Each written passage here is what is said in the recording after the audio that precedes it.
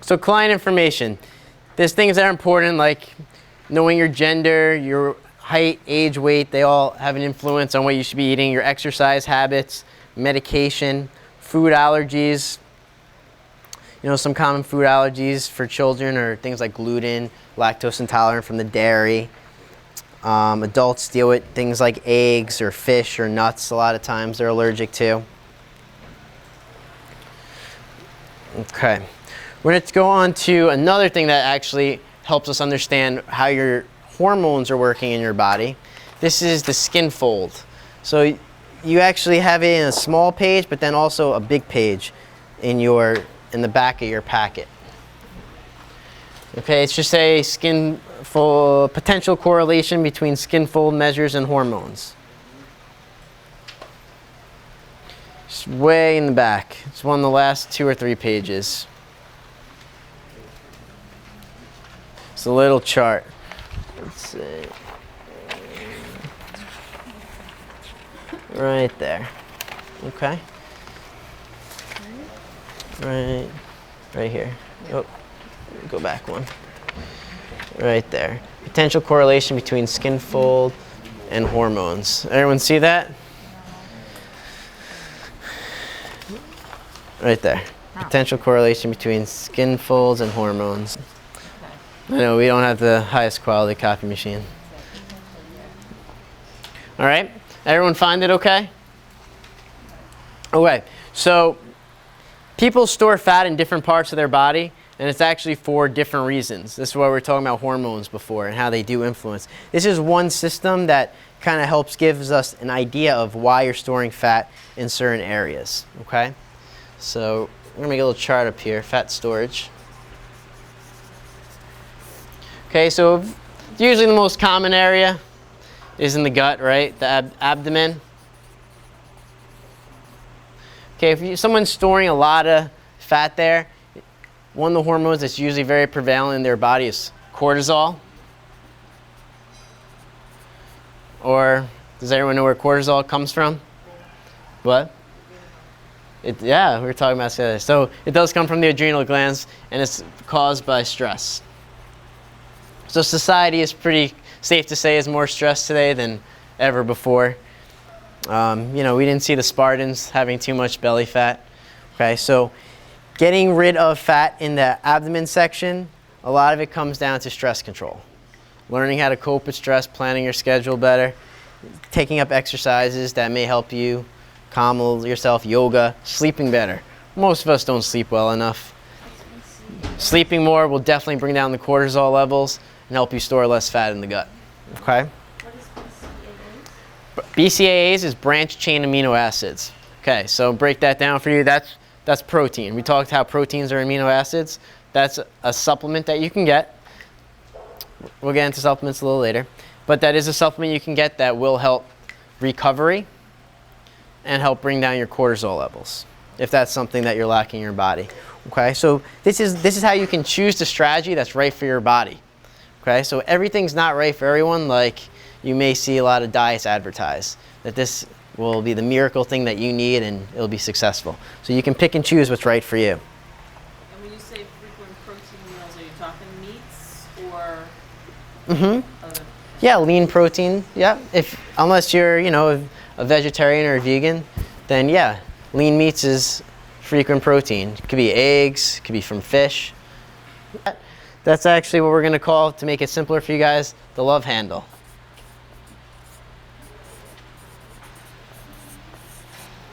Okay, so this is a problem because of large insulin release when you eat a meal. Okay, so that means, in layman's terms, you don't handle carbs as well.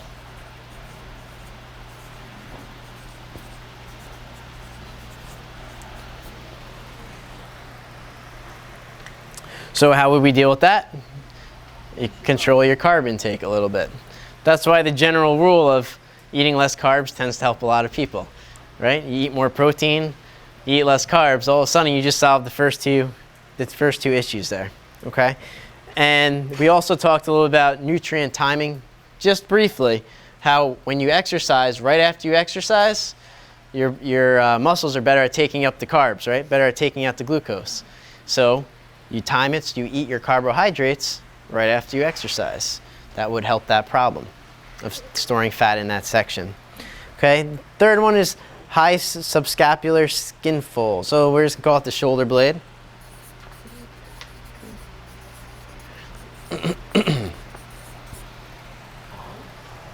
Okay, that means you have poor insulin sensitivity.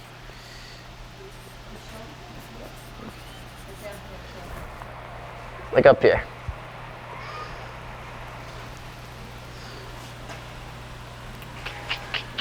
It's kind of like subscap's actually like right here. Yeah, this is actually where your subscapular muscle is. Yeah. Yep, it's kind of like the lateral aspect of your shoulder blade.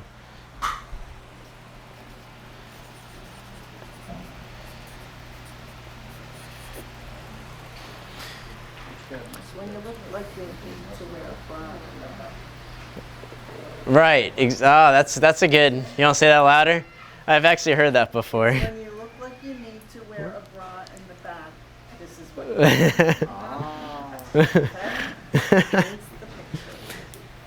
you Okay, so something like that, they recommend, adding fish oil. So that's the omega-3 that we talked about, right? From the polyunsaturated fats.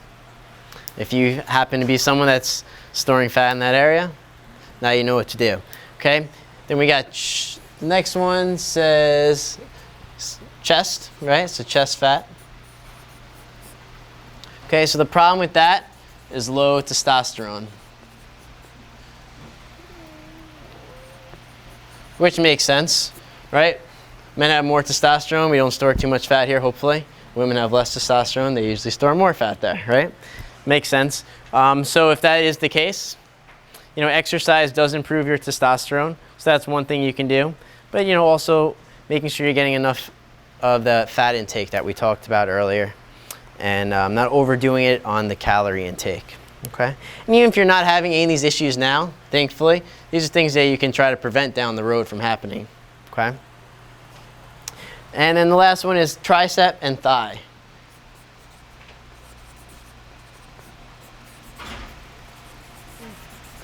And this is high estrogen, which also seems to make fat. I know lots of clients, usually it's women that say, I got this stuff hanging here, I want to get rid of it, right? Men don't really have that problem too often, and women generally have wider hips, right? Childbearing is important for birth, but they also store more fat there, okay? So the way to deal with that is improve exercise, eat more veggies, and then if any of these things, if they get extreme, the testosterone, any of the hormone ones, talking to your doctor is always a good thing as well. Get him on board with any of these suggestions, okay? There's also a body fat percentage chart in your packet that you can look at in your own time just to take an idea. What's the RALA in the Yeah, we'll get into that. That's a supplement also. We'll get into all the supplements in a little bit and break them all down with which ones are good for you, which ones that's one that is a little more highly regarded. I'll give you some companies you can go to. Other than that, the client information stuff, lifestyle, sleep schedule, work schedule, stress, that's all important stuff in figuring out what nutrition's right for you. So before we go on, I want you to write down one goal that you guys have that you think you'd be able to use nutrition for, okay? This, I think, is actually one of the coolest aspects of this. We're going to determine what level type of client you are, but you're going to be your own clients in this case. So you're going to try to understand what learning level you're at, how much you can take on at one time. So this course breaks everyone up into 3 categories. Okay, first one's a level 1 client. Okay, so for men, they have greater than 18% body fat. For women, greater than 25% body fat. They usually have a poor kitchen setup. Oop. I had you guys fill out those questionnaires before, so you guys should kind of have an idea how your kitchen setup is. And usually poor grocery shopping habits. This chart is actually in your packet as well. All right, so this type of person, you know, is pretty much new to eating well. Oop. Going down.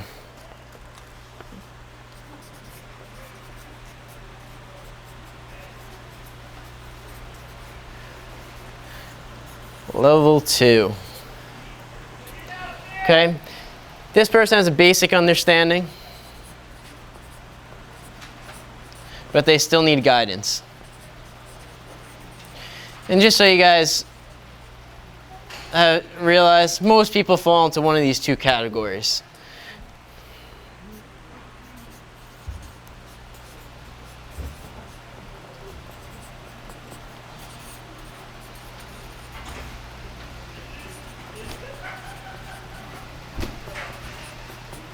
This is average kitchen.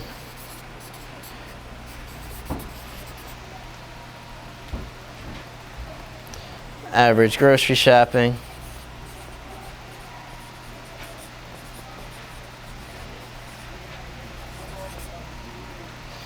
And they have basic understanding, but they usually don't understand the importance of timing. Or the amount they should be eating. And the last level, level 3, this is the all-star. This is the athlete, right? So they already eat the right foods in the right amount, or the right times rather. The amounts, you know, are going to start to get specific. So these are the people that are weighing out their food.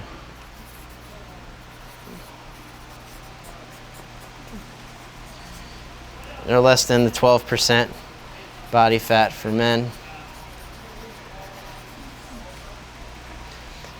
And less than the 20% body fat for women.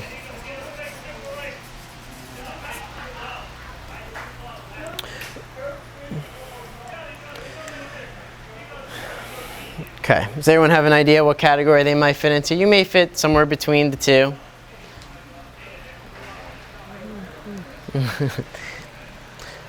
Okay, so if you are a type 1, you know, you're going to want to take one habit at a time. You don't want to overload it. You don't want to do too many habits at one time and confuse yourself and get stressed out over the process. So level 2, you know, you guys already have a pretty good understanding of some foods that are good for you, but we're going to talk about timing and amounts. I know you had a question about the amount of protein, right? How do you know? We're going to get into it. It's going to be a very easy way for you to tell. Google it. That's one way, but it's going to be even simpler, I promise. So timing and food amount is for level 2. Level 3, it's very specific strategies. I mean, I don't think we have any level 3s in here, but if you do, you know, we can get into that at a later time, but it'll be very, very specific for you. All right, so we're going to take a 5-minute break. You guys can walk around, do some jumping jacks. Run away if I scared you.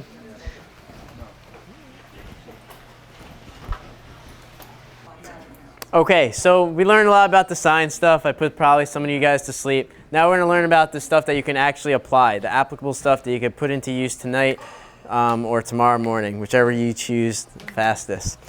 All right, so you guys may have heard, let's tuck this one. I'm sure most of us have heard by now about the food pyramid, right? That was kind of the standard for a while. Looked something like this. All right, then broke it down here and then here, and we had fats at the top, carbs at the bottom. Okay, this was what the government put out for us. They told us, do this and you'll, you know, be looking amazing, and it obviously didn't work. So the biggest problem was this. They gave the general rule to the population that fats are bad, carbs are good. Based on everything we just learned, that's not necessarily the case. You need both, and there's no absolute. Some carbs are, it's actually probably closer to the flip of this, if anything. But it's definitely not all carbs are bad or all fats or all fats are bad and all carbs are good. So then the government realized their mistake, so they came out with another pyramid. Right. They're very on top of things. Something like that, okay? And this also had categories like, meats. I think it had a category for dairy. Probably a little sliver for fats. Okay, but the idea was they still got it wrong. Okay, the protein intake was too low on this chart. Dairy was too high that it had its own category. They don't talk about food timing, which is obviously important. We're talking about now. They don't talk about food selection, and they don't talk about how different body types are important to eat different ways. So now the government thinks they actually have it right again, right? It sounds like our government. So they have something called My Plate. Something like that. It's got a dish. It's got a cup where they have dairy in here. And then they divide it into like quarters like this, where they got one thing for fruits, one thing for grains, one thing for veggies, and one thing for protein. So they're getting there. That's a lot better than where we started. Okay, but there's still nothing about fats and that they're important. They have a big role that dairy is important. They say nothing about water, and that's obviously important. And it's very carb dense, right? We have that whole section is all carbohydrates, 3/4 of our diet, which for a lot of people is way too much. Okay, so what the company that I learned from, Precision Nutrition, did, instead of just sitting down and saying, "Oh, well that's wrong," they actually came up with their own, which is a really good chart. So you guys have these in your book as well. Okay. Now these are the starting points if you're a level 1 or level 2 client. These are great, easy tools that don't make you have to do any crazy calculations before you want to eat dinner. Okay, so the first one is an anytime meal, what they call anytime meal. So they also have the dish. Okay, they break it up a little different. This is veggies, fats, protein. Okay, so you can see there's less carbs, and the carbs that they are recommending aren't just grains or fruits or veggies. They're actually suggesting veggies. Okay, and then their little drink here, they say water or tea. Okay, they also have some other suggestions. Eating slowly and stopping when you're 80% full instead of waiting until you're totally full. Eating starchy type carbohydrates after you exercise. Whole foods, try to get things organic if you can, and depending on your size, you're either going to use a smaller dish or a bigger dish. Really pretty simple things that you can apply. Okay, so then they created a dish for after exercise. So this is post-workout.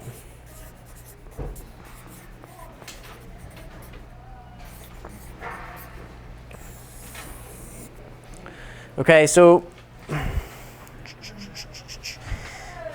they broke this one down right down the middle. Okay, so after you do exercise and your muscles need to repair themselves, what do you need more of? Protein, right? So you're going to have more protein. Okay, veggies and fruit. We also learned that after you exercise, your body's better at handling what? Carbs, right? So this is the time they say, okay, you're going to eat those starchy carbs, those carbs that aren't as good for you. This is the time to have them. Okay, and then they still keep the water or tea. Okay. Right, they suggest this be your largest meal of the day. eat more vegetables than fruit with this meal, but you can have the fruit because it is after exercise, so your body is better at handling the sugary, starchy carbs after exercise. And then, you know, same thing, use the smaller plates if you're a smaller person, bigger dish if you're a bigger person. And the last thing to notice is fats aren't really present here. The reason they do that is fat will actually slow down digestion. And you don't want that after workout. You want your body to get the nutrients it needs as quickly as possible after a workout so that it can repair itself. Because when you work out, you actually put little micro tears in the muscle. So you want to get those nutrients as fast as possible. Okay, and then the last one, we're not going to leave out our vegans or vegetarians. They have a plant-based.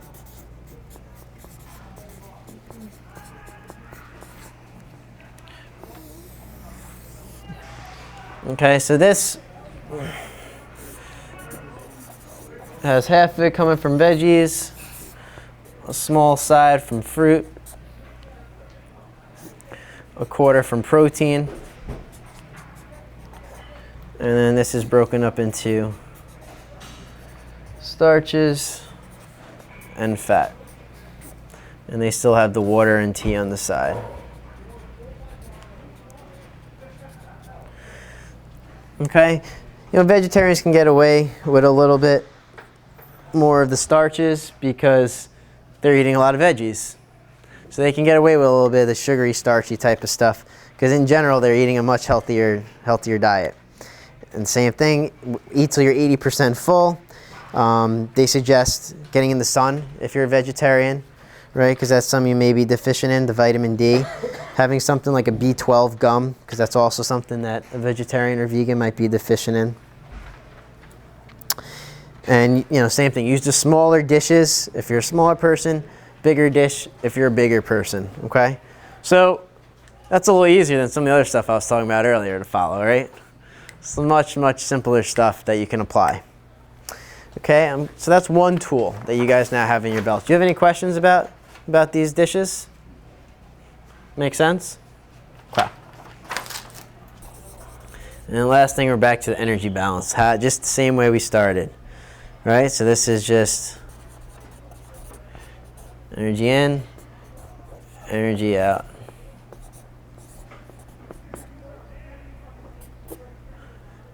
My spelling is going down the drain.